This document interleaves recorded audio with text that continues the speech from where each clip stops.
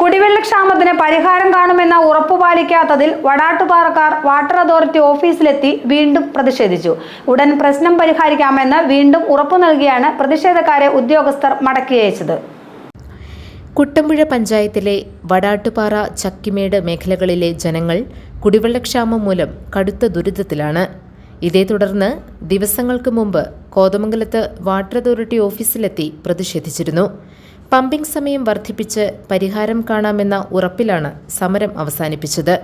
എന്നാൽ പിന്നീട് ഒരു നടപടിയുമുണ്ടായില്ല. കുടിവെള്ള പ്രശ്നം രൂക്ഷമായി തുടരുകയും ചെയ്യുന്നു.